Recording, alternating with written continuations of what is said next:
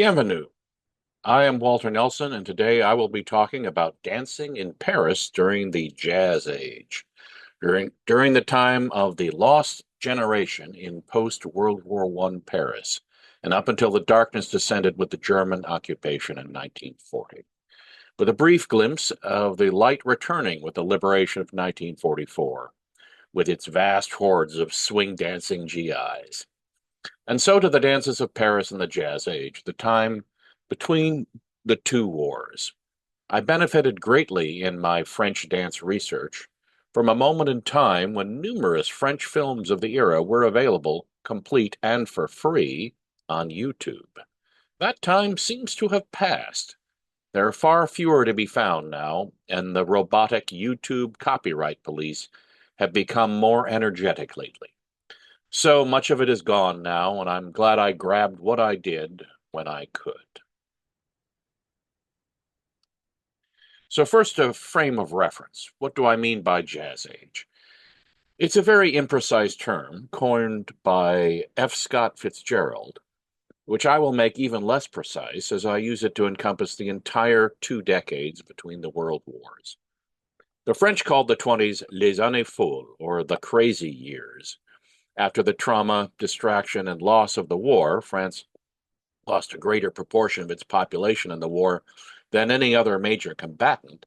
The French were ready for something new and were ready to reject the worn out conventions and beliefs that had killed around 2 million French people, obliterated vast swaths of their country, and left their economy in ruins. After what they'd been through, many were ready to live for the moment.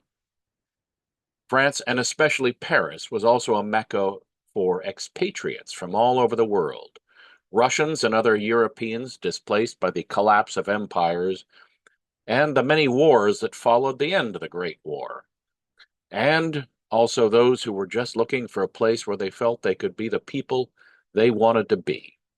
I will also cover the 30s, which, as far as I can tell, are generally just called les années 30, which translates roughly to the 30s. Like almost everywhere else in the world, they were impacted by the Great Depression, and the 30s seem a little less wild and frenetic than the previous decade. But Paris continued to be the capital of cultural innovation and a refuge for artists who might be unwelcome in their own homelands, freethinkers, and the avant-garde. The 30s also provided me with the richest trove of French films for my project. And then in 1940, the darkness descended and Paris fell under 4 years of Nazi occupation. Most of the expatriates who'd made Paris such a cultural mecca fled. Many of the more unconventional Parisians, as well as Jews, Roma, and others, were arrested or went into hiding. And Parisians faced the daily balancing act between resistance, accommodation, collaboration, and just getting by in a dangerous world of scarce food, fuel, safety, and freedom. Then in 1944, France was liberated. I will conclude with a brief dance clip from that heady moment. If you wanted to push the boundaries of art, if you wanted to reinvent and redefine, if you wanted to invent what it meant to be modern, in Paris, you would not only find acceptance, you would find a community that would support you and challenge you to do more. Paris at this time was a unique place. The whole world seemed to think of it as the place you could go to be your true self, and where people who felt constrained or oppressed at home could find refuge. African Americans were drawn by the striking contrast between Jim Crow America and a France where, while individuals may not be free of bigotry, the society at large treated them as human beings with equal rights and worthy of respect, and held a special affection for African Americans. In America at this time, the status of African Americans had hit the lowest ebb since the Civil War, and a resurgent South had erased almost all the gains of Reconstruction.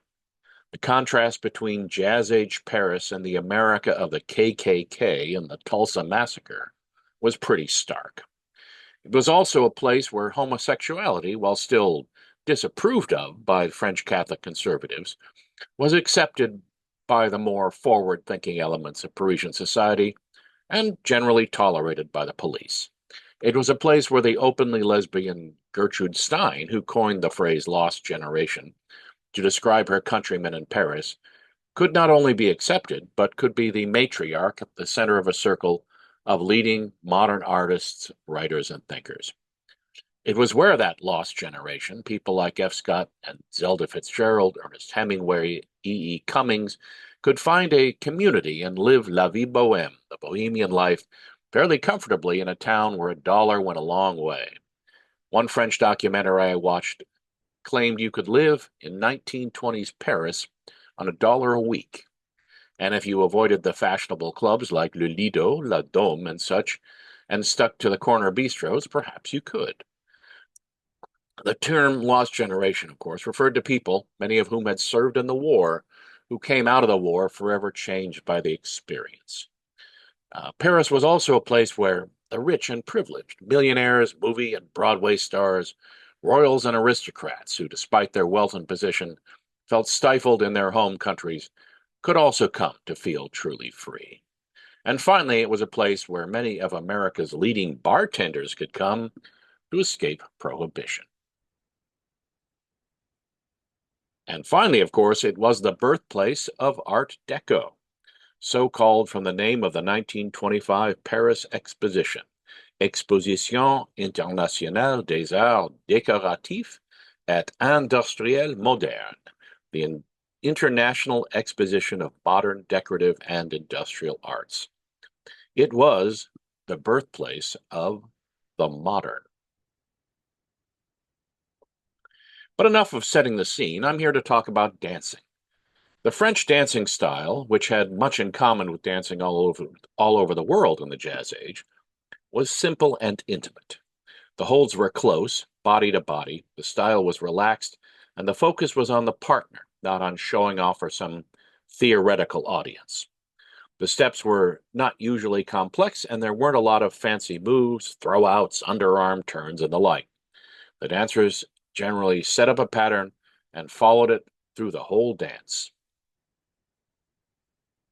The dancing styles of the time really fall into three main threads. They shouldn't be seen as exclusive, though.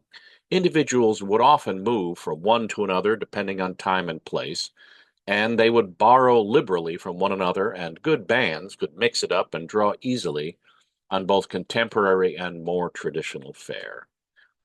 The first is the jazzy, modern style. This had a distinctly American and particularly African American flavor, and the bands that played it were often African Americans.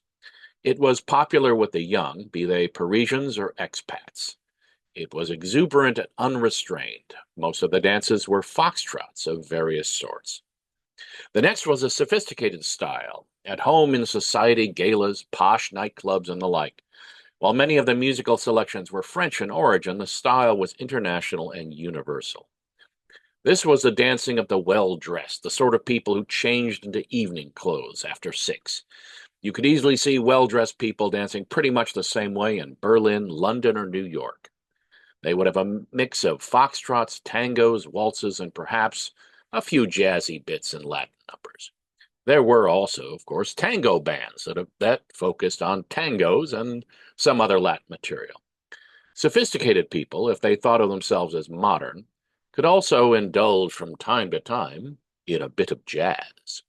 As a side note, it has been observed that while rich people danced, very few danced really well. The ethos of the upper classes calls for a general sense of effortlessness. Working too hard and showing other people up with your skill is for tradesmen, the petite bourgeoisie, and the like. Finally, there's the Bal Musette style. Which of the three is the only one that is distinctly French? A Bal Musette is a working-class dance hall like the one Jake, the protagonist, visits at the beginning of Hemingway's The Sun Also Rises. These range from clean, respectable neighborhood gathering places to dark, dangerous lairs of the Apache, the French pronunciation of Apache, who were the pimps and gangsters of Paris. At the Bal Musette, the music would be provided by a musette accordion alone or accompanied by any number of other instruments, guitars, banjos, violins, pianos, whatever. The accordion, however, was a constant. The floors would be crowded, the dancing simple and intimate, and the manners rough. The men generally kept their hats on, and the women felt free to ask the men to dance or strongly hint at an invitation. The dances would include foxtrots, valse musette, java, and occasional tangos and other dances, depending on the tastes of the audience, done in a style that was usually well played, but more exuberant than sophisticated. A quick note, I mentioned the apache, and some of you might be wondering about the danse apache. I won't be discussing it here, since it was a theatrical dance, a nightclub floor show sort of dance, and not a social dance. Et maintenant, le jazz. Jazz came to France in 1918, courtesy of the United States Army. When the U.S. joined the war, General Pershing resisted calls to send American soldiers to fill the depleted ranks of the French and British armies, and insisted on an American army under American command that would take the field when it was good and ready. However, to placate the French while the American army was still training, they agreed to part with the soldiers the racist army command felt like they could most easily do without, the black soldiers of the 369th Infantry, a unit raised in Harlem that came to be called the Harlem Hellfighters. These men performed brilliantly under French command and quickly went on to earn a reputation as brave and effective soldiers, with lots of coverage in the French press. This led to a very positive image of African Americans in the minds of the French public, who read regular accounts of the courage and martial prowess of the American black man. The Hellfighters brought with them a unique band headed by James Reese Europe, who was one of the foremost American composers and band leaders of the time. Before the war, he'd worked extensively with the famous dancers Vernon and Irene Castle. His band made numerous public performances around France, playing music in a new style, an evolution of ragtime they were calling jazz. This music created a sensation with the French and an appetite for more. Parisians were listening to American jazz before most Americans had even heard of it. Here's a sample.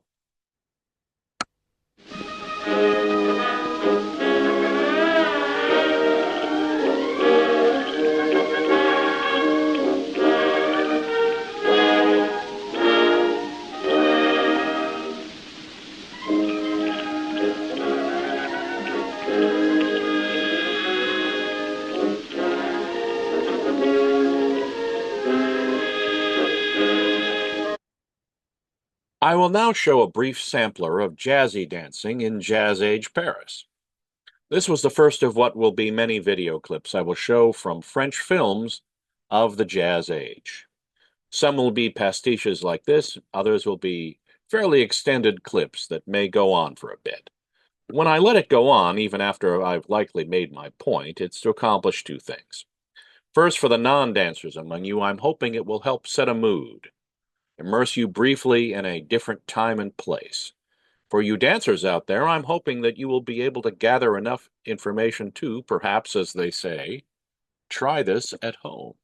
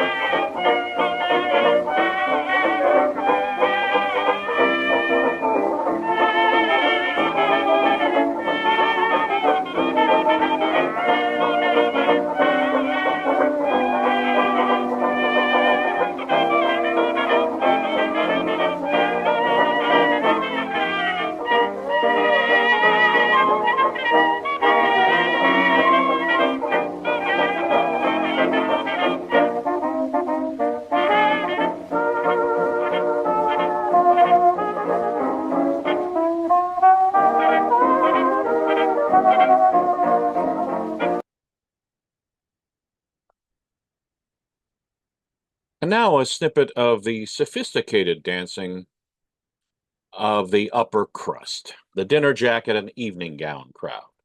I say dinner jacket since a 1927 guide for Americans in Paris, called Paris with the Lid Lifted, advised that in Paris you should never call it a tux.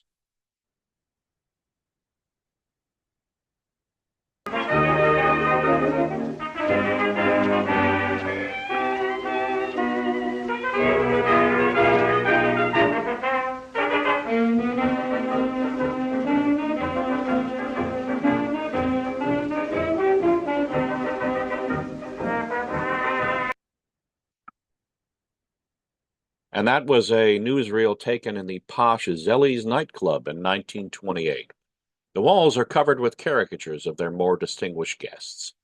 The dance you saw was typical of the foxtrots of the 1920s, equally at home in Paris, London, or New York.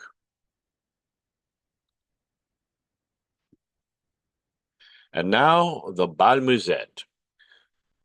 Sometime I need to write my own narration and replace the original smarmy 1930s narrator in this next clip. He's not nearly as funny as he seems to think he is. Does, however, give a nice glimpse into one typical type of Valse Musette, one that is not really as dark and criminal as the narrator claims. Very few Frenchmen with casquette hats and open shirt collars were actually a posh. We can never know for sure, but I suspect pretty much all the guys in this clip were regular working men.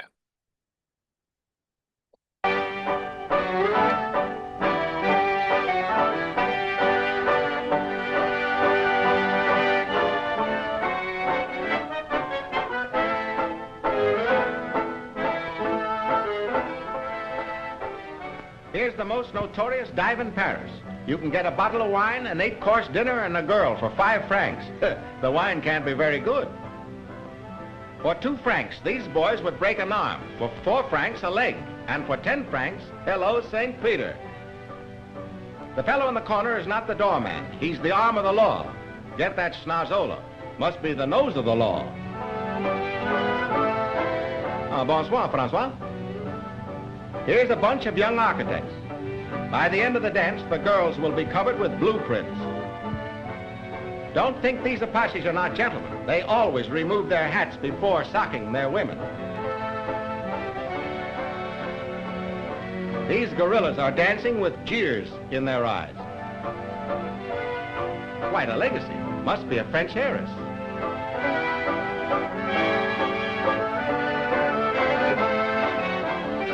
Look at the fellow with the white scarf, the one with his hand on his hip. How did he get in here?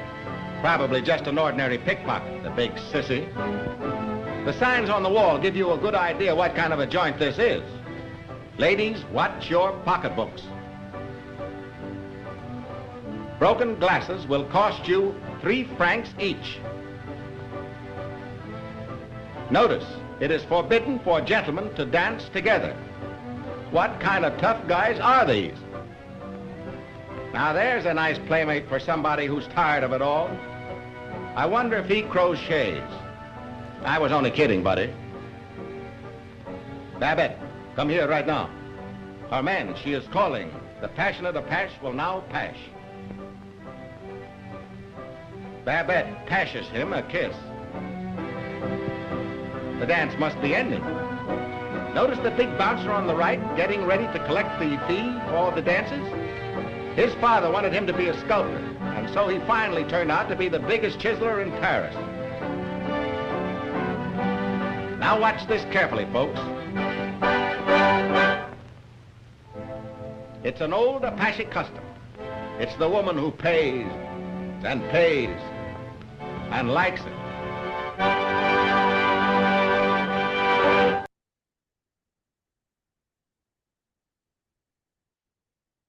Now let's talk about the dances. I will start with the foundational dance of the Jazz Age, the Foxtrot. When I say Foxtrot, though, I use it in the sense it was used at the time. It isn't an easily pinned down dance with a defined step with some combination of slow and quick steps. It was an umbrella term for almost anything you could do in 4/4 time. This was essentially the same dance with local stylistic variations that was being done by everyone on Earth. Some people would just walk, others do a left, right, left together combination, others do a two-step, others would do a different step. The step was what you wanted it to be. Further, they didn't have a stiff frame with dynamic tension between partners. Instead, it was a relaxed body to body hold. Essentially, it was moving to the music with a partner. When the music was elegant, you moved elegantly. The music was jazzy, you moved in a jazzy manner. When people think of French music, they don't instantly say foxtrot, but in reality, the French have rather a lot of notable foxtrots in their repertoire.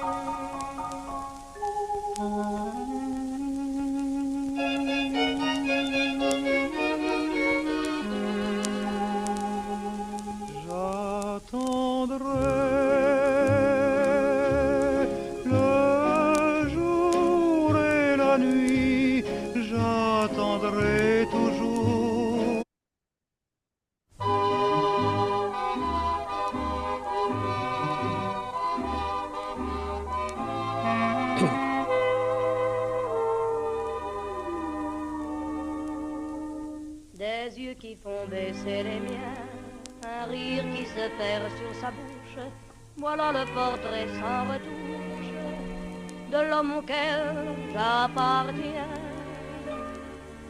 Quand il me prend dans ses bras, qu'il me parle tout bas, je vois la vie en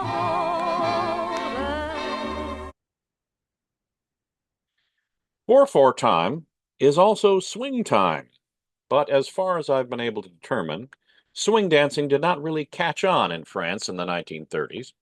I've seen clips of some chorus girls doing shag steps, but film of people in France in the 1930s dancing some sort of swing, I have found none. These days, Django Reinhardt style bands are rather numerous and popular with the swing crowd. But at the time, Django's band was pretty unique, and his audiences were generally dancing foxtrots to his gypsy jazz, even when the word swing was in the title.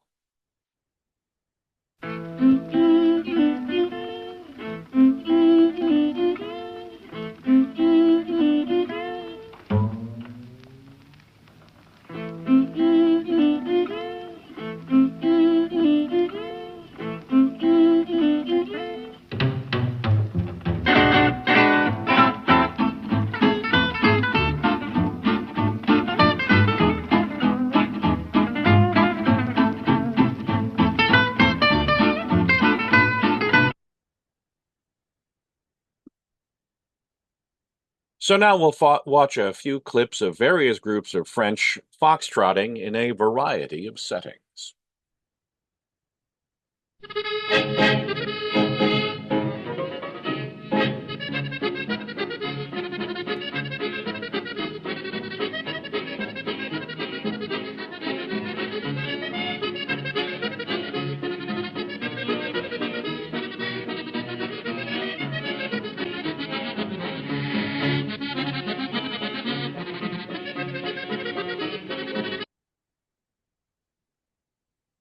This next one from Bric-a-Brac et Compagnie from 1932. It's very high energy. These are ordinary working class folks. It is a comedy, so some of it is played for laughs.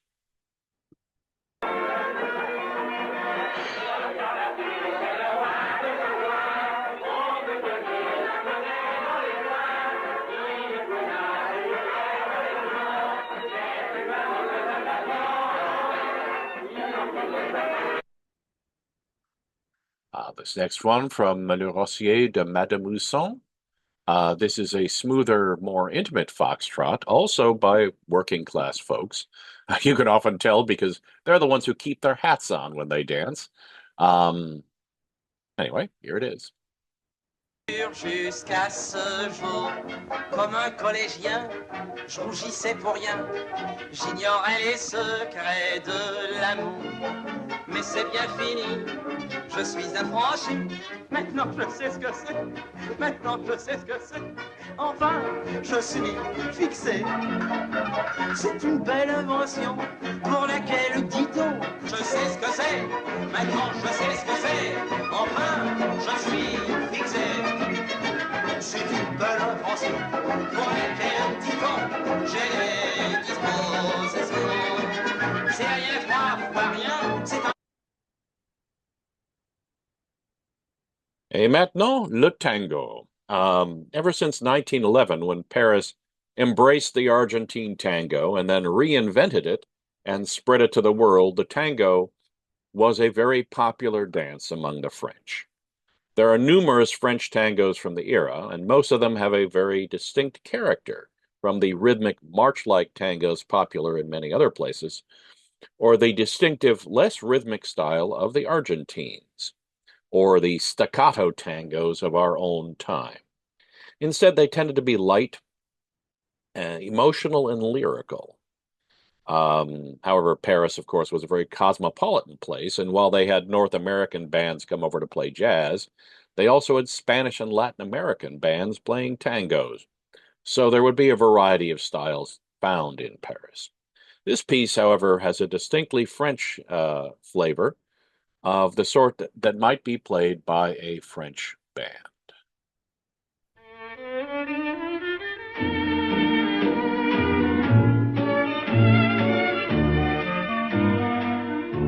Cette rose embaumée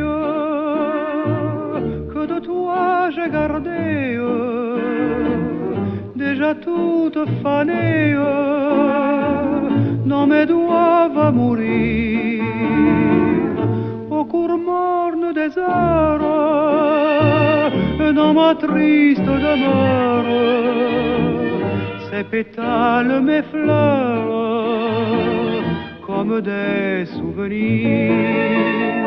Écris-moi quelques lignes à peine. Loin de toi, j'ai tant de peine qu'un mot me consolera. And now for some video. This one is from Chateau de Rêve, 1933. It's a simple, unadorned tango in a sophisticated venue.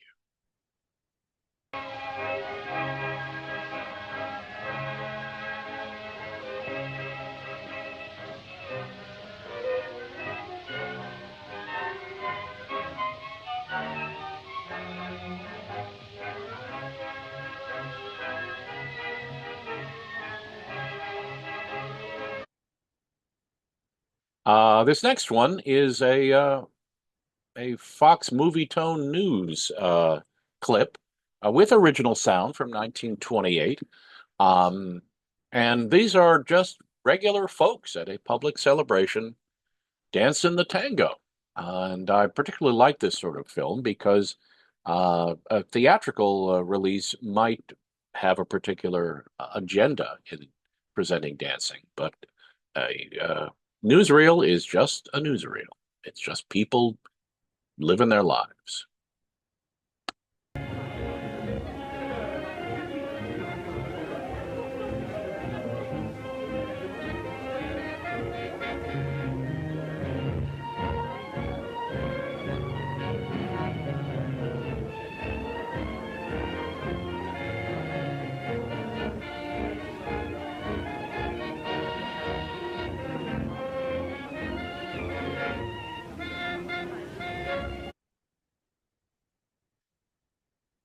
I've seen some references to the paso doble being played for dancers, but I've not yet found a film example of French people doing it. However, I did find a German source, and Germans are not doing anything noticeably unique. They're essentially just doing a very fast-footed, exuberant foxtrot. I suspect the French did something similar. There are also recordings from the late 1930s of French versions of other Latin styles like rumba, conga, and samba. Again, I haven't found film examples, but I suspect they just adapted their basic foxtrot style to the new 2/4 beat, though I certainly wouldn't rule out the possibility of a late 30s conga line in some fashionable French dance venue. So here's an example of a French paso doble.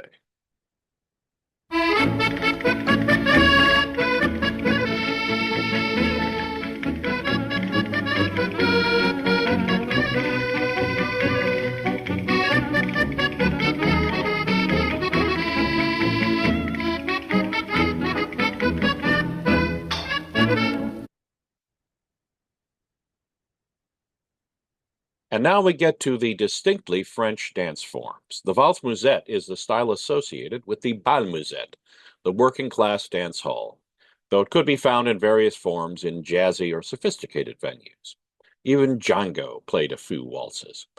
The distinctively French waltz is very fast. The slower waltz, which is more typical of the waltzes in Britain or America, was often called a valse anglaise, even when written by a French composer.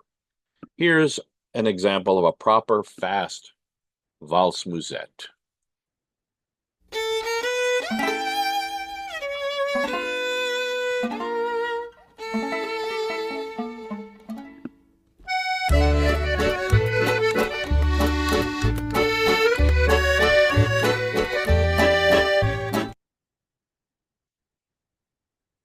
The French approached the valse musette pretty much like all the other dances. They got really close together and they kept it simple. One of the more striking things when watching film of the valse musette is the lack of any standard step, any sort of general agreement on how it should be danced.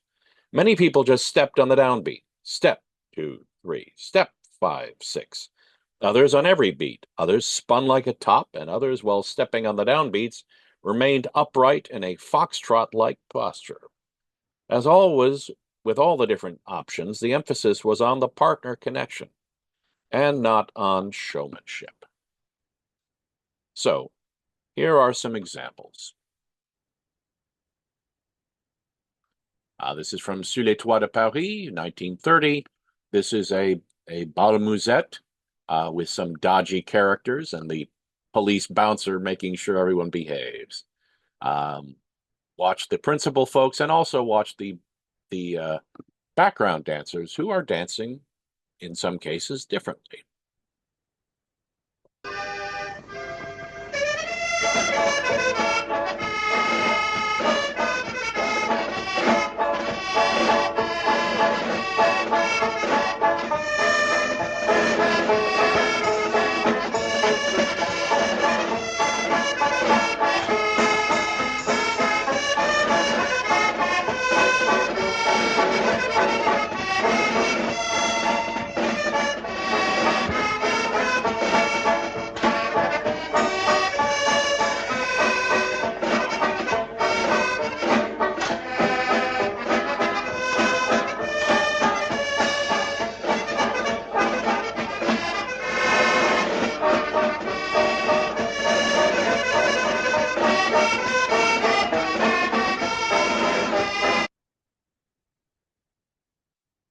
The next one from Pour un Soir, 1931. There's a very, very young and fresh-faced Jean Gabin, the honest sailor who's seduced by a frivolous chanteuse. His version is a very sensuous, slow, intimate dance, though there are plenty of people around him who are spinning, walking, and making other personal interpretations, all of which are very simple and unadorned.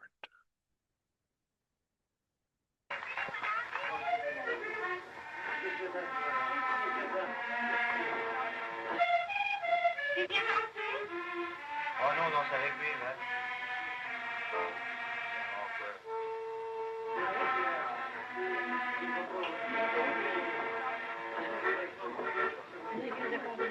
fermer tes yeux. Ils lui font des trucs de luxe maintenant. Ça me fait plaisir de vous rencontrer ici. Vous venez souvent? C'est la première fois. Je suis content d'être là. Bien vrai? Oui.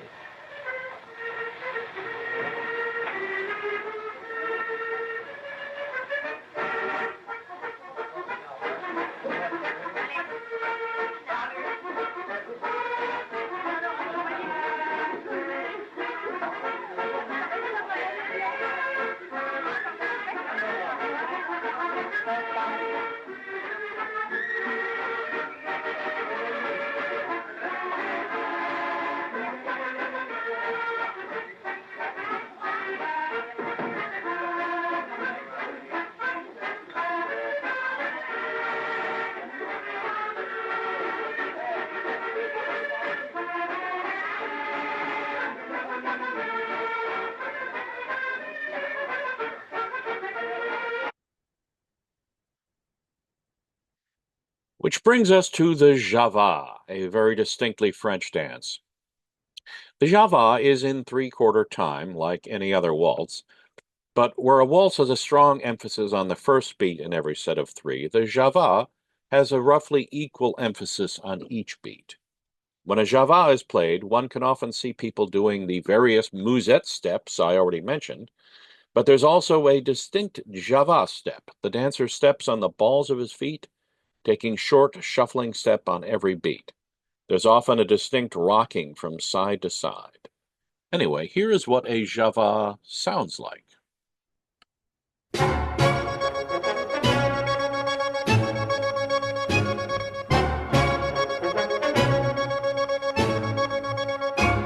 Java, qu'est-ce que tu fais là, contre les deux bras d'un accordéoniste? Faut pas gaspiller comme ça, avec tous les gars qui se prennent pour des artistes.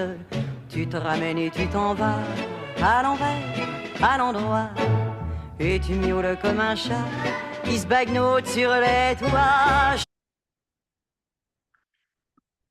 And now a Java scene from another one from Buikabakia Company, and Fernandel is doing short hopping steps.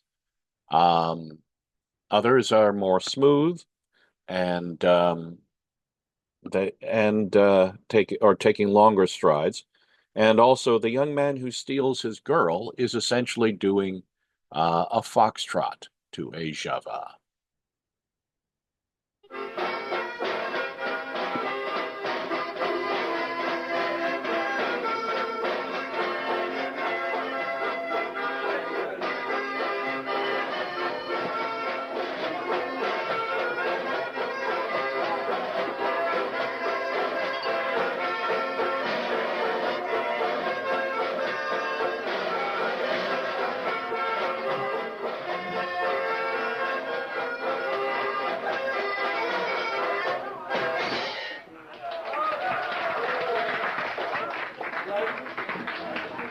Garçon, un calvados et un glas.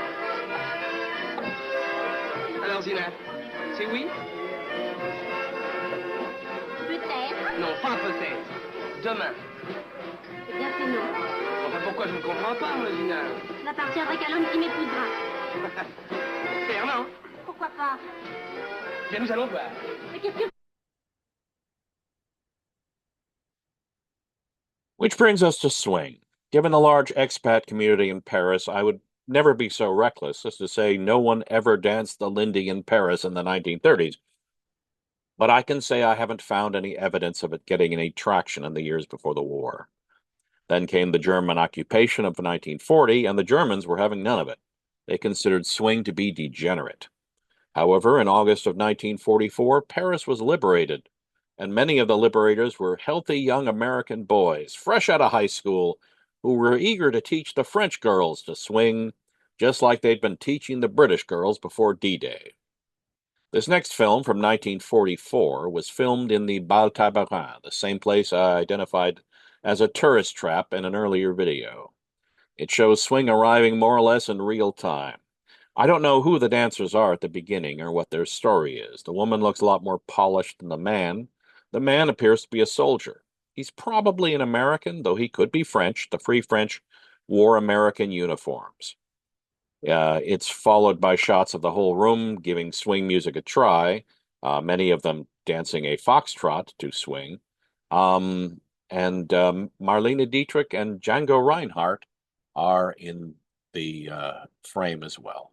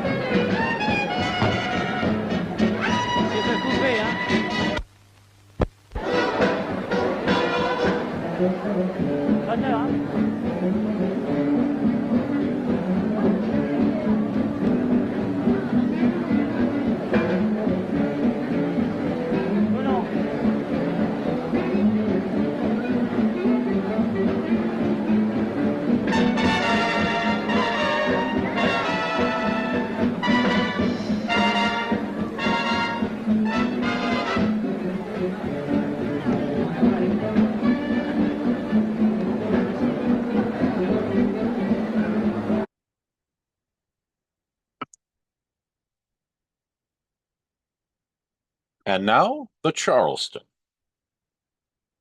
Clearly, the Charleston and its offshoot, the Black Bottom, had its time in the sun around 1925, 1926. About the same time, it was big in the U.S., and it generated stacks of mostly satirical art depicting it. However, I've found only a little bit of film footage of French people dancing solo Charleston, and just a little bit of folks dancing a foxtrot and tossing in some jazzy steps. Here's a brief clip from a joint Spanish-French production showing French folks doing a partner Charleston. I padded it out with some popular illustrations from the time.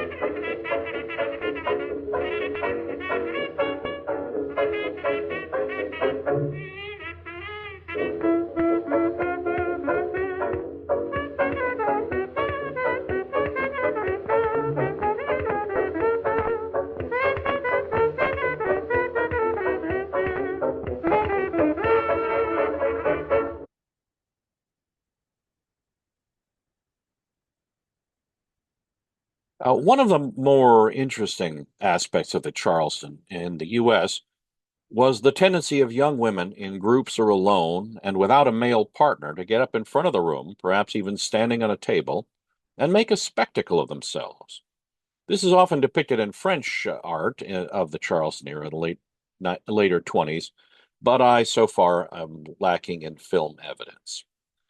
This limited footprint, as compared to all the other forms of dance in film that I have found, would suggest that while it made enough of a splash to attract the attention of satirists in the mid-20s, it wasn't a dominant element of the dance scene, even in the couple of years of its heyday. And now a few home movies taken in the 1930s in France and French Algeria, showing regular French folks just dancing for fun. Now, they'll be starting with a foxtrot in a posh seaside resort, and then a bit of Java in a park and in a home in Algeria.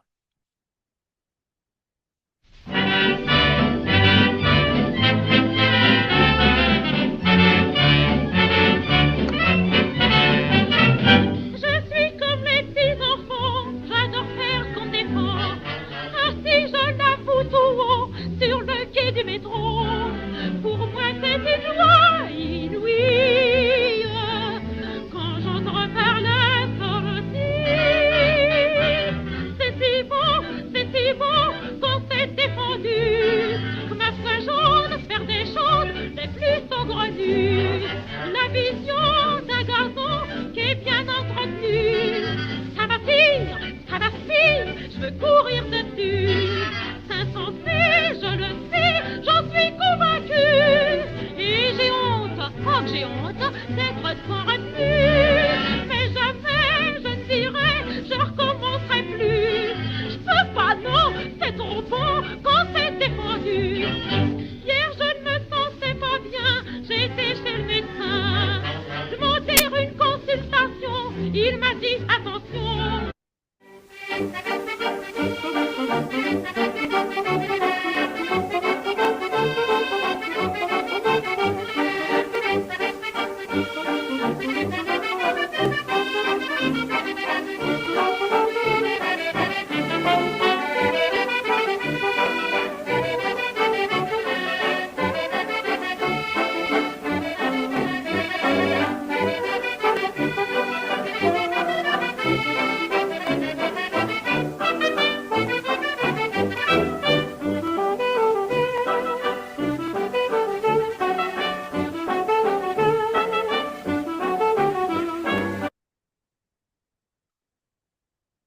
I would be remiss if I didn't include a quick mention of a French tradition that figured prominently in the dancing of the Jazz Age and before.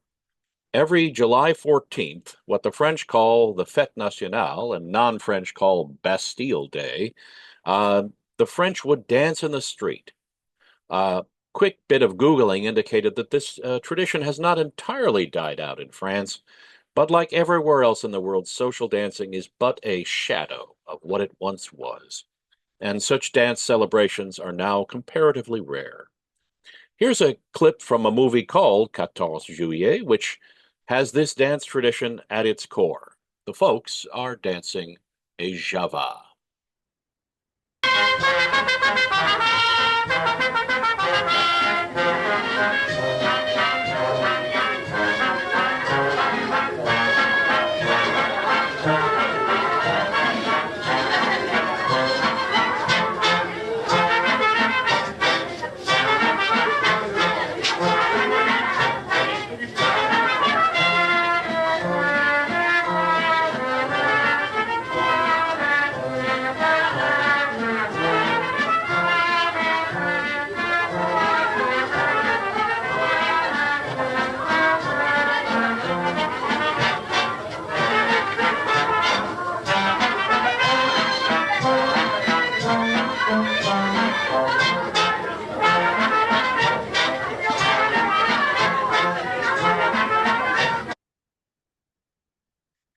And to conclude, here's a brief snapshot of my wife and I continuing a tradition. The cartoon from La Vie Parisienne on the left from 1930 says, "The latest fashion, dancing in a cellar." And the one on the right is my wife Sheila and myself dancing a blues foxtrot in the historic Parisian jazz club Le Caveau de la Huchette, which is, as you can see, in a cellar. Merci à tous. I hope this has been helpful.